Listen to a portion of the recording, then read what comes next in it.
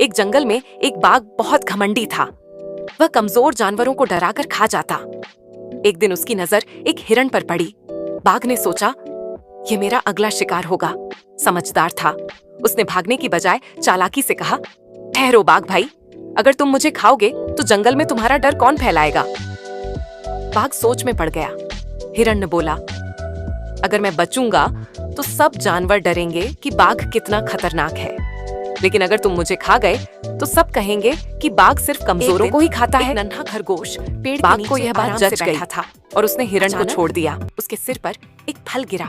थप। खरगोश चौंक कर बोला, बचाओ, आसमान गिर रहा है। वो डरकर भागा और मुर्गे के पास गया। मुर्गे भाई भागो, आसमान गिर रहा है। मुर्गा डर गया और दोनों भागते हुए बंदर के पास पहुंचे। बंदर भाई जल्दी भागो, आसमान गिर रहा है।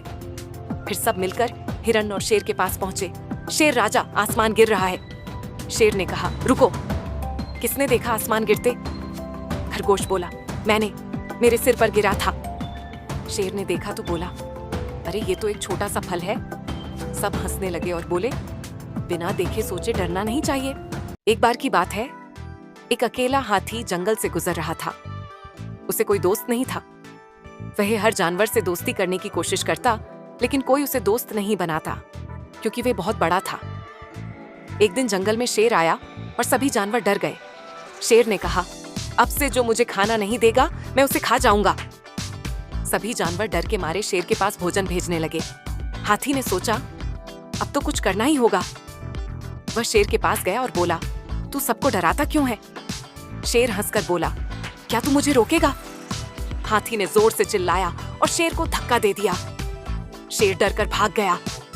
अब सब जानवर हाथी के पास आए और बोले, तू ही हमारा सच्चा दोस्त है। सीख, दोस्त वही है जो मुसीबत में काम आए। एक गांव में एक लाल कलगी वाला मुर्गा रहता था। हर सुबह वह ऊंचे बाड़े पर चढ़कर जोर से बांग देता, कुकरूकू। धीरे धीरे गांव के लोग उसकी आवाज पर उठने लगे। सब कहते, देखो मुर्गा बोला, सुबह हो गई। ये सुनकर मुर्गे को लगने लगा कि सच में उसी की वजह से सूरज निकलता है। वो सबको बताने लगा, मेरे बोलने से ही तो सुबह होती है।